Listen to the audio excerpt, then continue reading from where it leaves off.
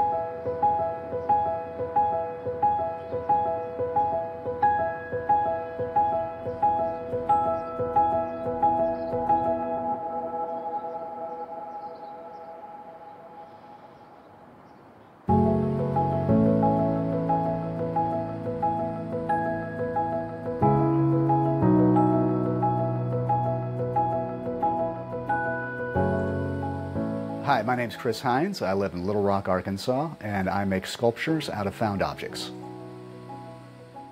Working with found objects began for me in college, and I was going to a school called Ringling School of Art and Design in Sarasota, Florida.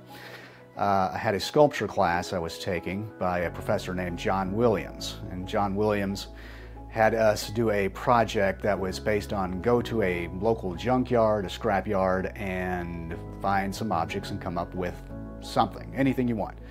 And based on that, I went to a junkyard, I found a oily old carburetor, and living on the beach of Sarasota, Florida, I thought, well, this has to become a fish. It's the only thing it could be.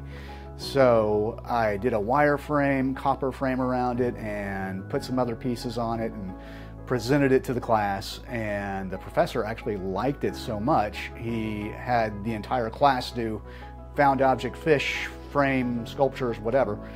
And so it was kind of surreal going back in like the next week and seeing all these fish sculptures that were done by all the other students. So that's where it all began.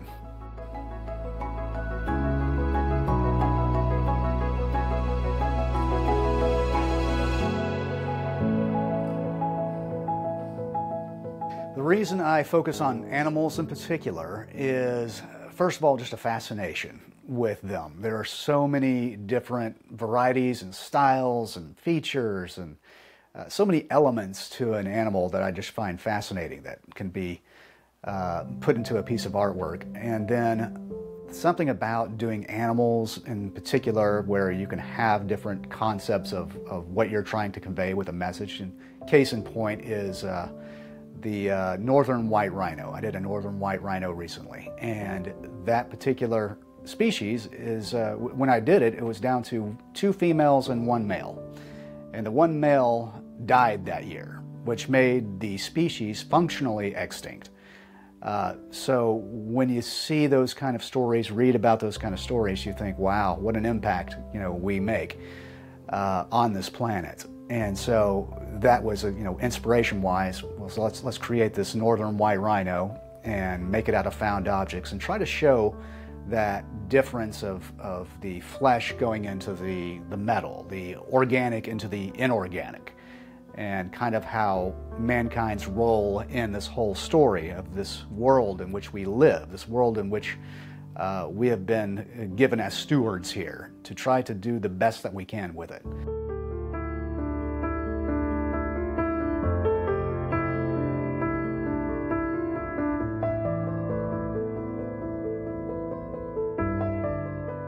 I think one of the visualizations I try to show on these is that the cell, the organic cell, is one of those things that we can't create. We still haven't been able to. We have been to outer space. We have developed the airplane. We have internet. We have computers. We have all these things that we can boast about, that we are great, that we look how great we are as a species. But yet, the most simplest organic of a single cell we cannot create, we cannot do. So that's, I think, one of the kind of messages I'm trying to relay in these pieces, is that if you look at what nature is able to do versus what mankind is able to do, it shows our extreme limitations, and hopefully maybe gives us a little bit of humility.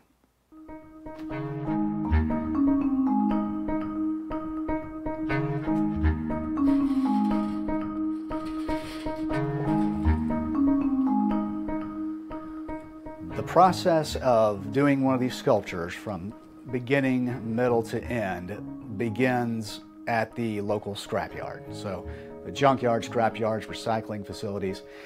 There are a good three or four places that I will go to here in central Arkansas that are welcoming to artists. There are some scrapyards that they don't want retail, they don't want artists coming in, and we just kind of get in their way. So I get it, that's understandable, but there are a few places out there, and they're everywhere. If you are into sculpture and scrap and whatnot, I think it's important that you find that partner that will be willing to let you go in and rummage through the stuff, find those things that you need for these sculptures. So it begins there. You know, sometimes it does feel like you're on a treasure hunt as you're looking through piles of twisted metal and rust, and there's always that one piece that you can find that you'll catch and say, this is the piece I've been looking for. This is what is going to become my next great piece, or whatever the case may be.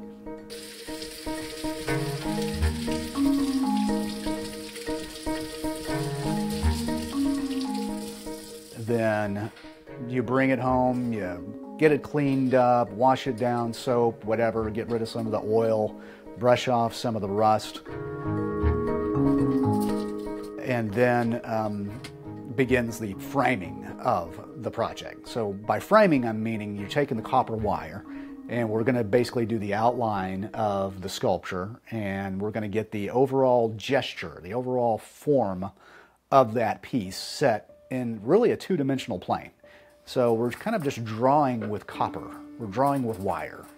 And then after we've got that outline done, we know what kind of space we've got to work in internally with those different parts, the gadgets, the motors, the cogs and wheels and whatnot.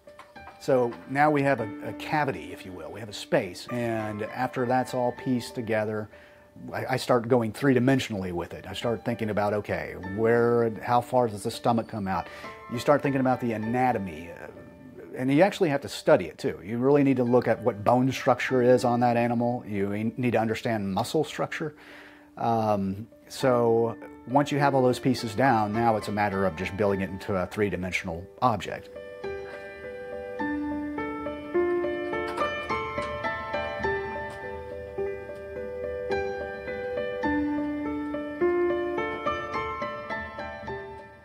And on top of that, you also have to pay attention to not only anatomy, physiology, the gesture of the animal, but there's also chemistry involved.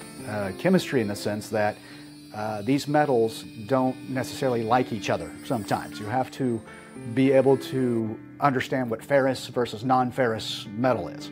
That there are certain metals that you can solder and certain ones that you can't. And also patinas become involved. You know, what happens when you combine vinegar with salt with copper? And what happens when you take different types of chemicals and put them together? You get a different reaction out of these things, and you'll get a different color. So you can take copper and you can turn it green, you can turn it brown, you can turn it almost any color you want. And then there's also heat coloring, where you can take a torch and you can actually change the color, the patina of the copper using heat, and get more of the purples and yellows and oranges out of it. So there's a mix of concepts, there's a mix of things that you need to know and understand going into a piece.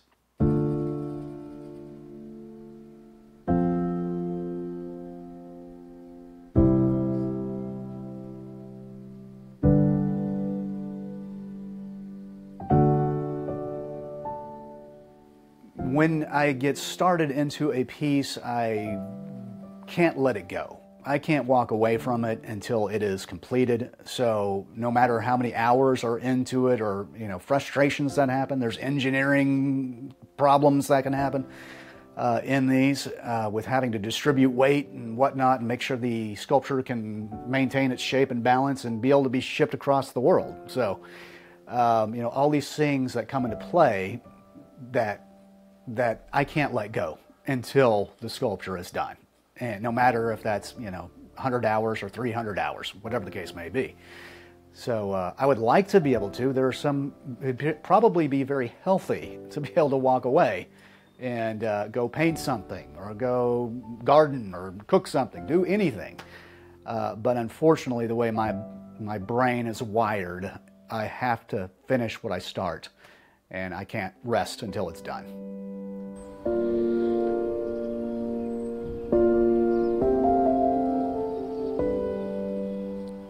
The reactions I get from people are varied.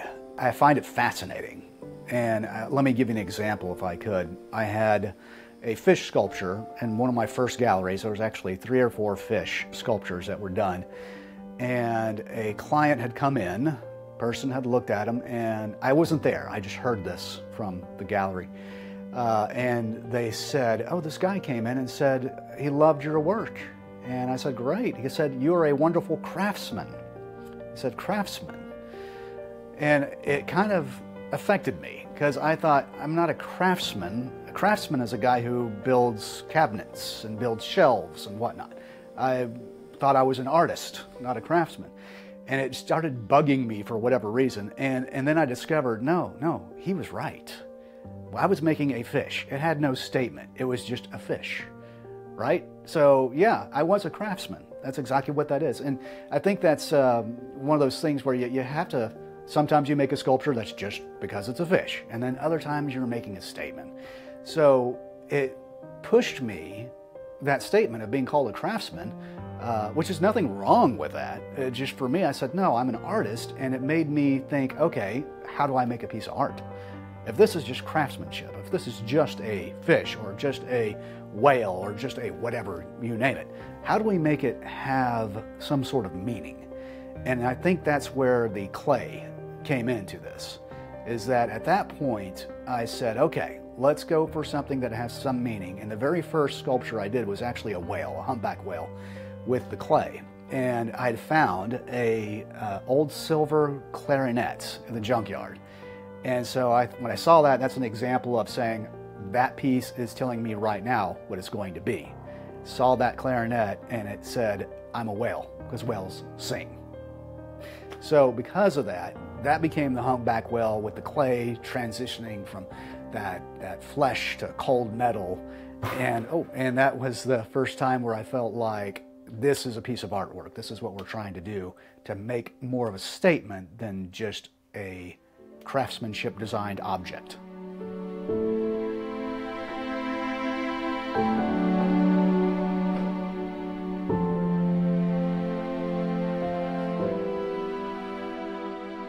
The materials have their own meaning when you're out looking at these things and the concepts of what you're going to be doing with them. I think it's very profound when you find some blown out motor that's covered in oil and you say, I'm going to take this thing that has been kind of a detriment to the environment, and we're going to take that and place it into an object that has a completely different message that says to the world, yes, look at this. This is what nature is able to do versus what we have tried in vain to do, and try to make something that was ugly, something that was harmful, into something that's beautiful and something that can be appreciated.